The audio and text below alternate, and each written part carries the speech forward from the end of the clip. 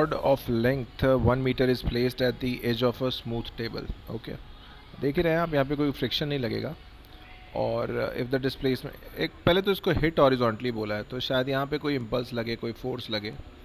Force into छोटा सा time लिख दूंगा तो इम्पल्स हो जाएगा जो कॉर्नर पे लगा है। और displacement of centre of mass time पता है और कितना हुआ है वो पता है। पहले तो मैं इम्पल्स की बात करूँ तो एफ डेल्टा टी जो होगा वो एम वी सी एम हो जाएगा, है ना। चेंज इन मोमेंटम होता है, पर वो सेंटर ऑफ मास का वेलोसिटी लिखना पड़ता है। अगर एंगुलर इम्पल्स की बात करूँ, हमें पता है इस पॉइंट के अबाउट ये घूम जाएगा। तो एंगुलर इम्पल्स के लिए कुछ करना नहीं होता है, बस लीनियर इम्पल्स को distance from the centre of मास, जो कि L/2 है यहाँ पे, ये तो L/2 है ना, उससे मल्टीप्लाई करना होता है। And that will be written as centre of mass के about moment of inertia of the rod into omega. सही है। अब हमें पता है डिस्प्लेसमेंट के बारे में कि 5√2 हुआ। चलिए फर्स्ट क्लास। तो डिस्प्लेसमेंट इसके पॉइंट सेंटर ऑफ मास के दो होंगे। एक तो VCM से T टाइम में आगे जाएगा तो VCM_T, और दूसरा एज पे है तो नीचे भी, अब तो आगे निकल गया ना, तो नीचे ग्रेविटी भी लगेगी, तो T टाइम में कितना चल जाएगा वर्टिकल डायरेक्शन में, हाफ GT²। तो मेरा क्या कहना है कि जो टोटल डिस्प्लेसमेंट होना है वो वर्टिकल और हॉरिजॉन्टल दोनों होगा। मैंने हॉरिजॉन्टल लिखना है तो वो तो VCM×T है ना, क्योंकि हॉरिजॉन्टल डायरेक्शन में कोई अपोजिंग फोर्स नहीं है, तो वेलोसिटी उस डायरेक्शन वाली कांस्टेंट होगी, like a projectile, half projectile. और इस डायरेक्शन में तो हाफ GT² का होल स्क्वायर लिख सकता हूँ मैं। टाइम 1 सेकेंड है, भूलना नहीं है। तो ये क्लियर हो गया है मुझे।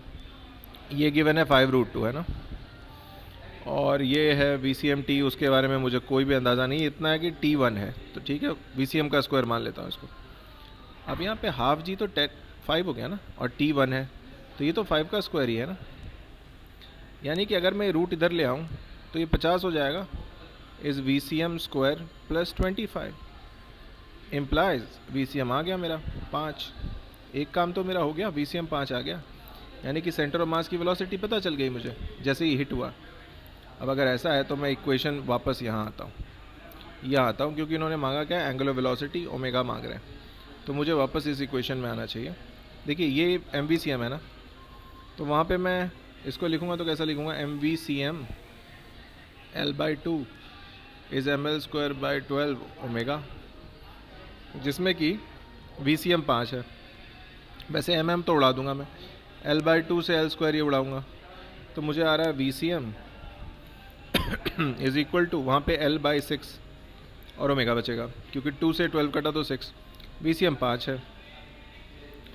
और लेंथ की बात है जहाँ तक, ये गिवन है 1 मीटर, तो L is 1/6 omega, therefore omega आ गया, ओमेगा आ रहा है मुझे 6 × 5 30 रेडियंस पर second, which is the correct option here. ये अपने सेंटर ऑफ मास के अबाउट 30 रेडियंस पर सेकेंड से घूम जाएगा। Option number A clearly is the correct option.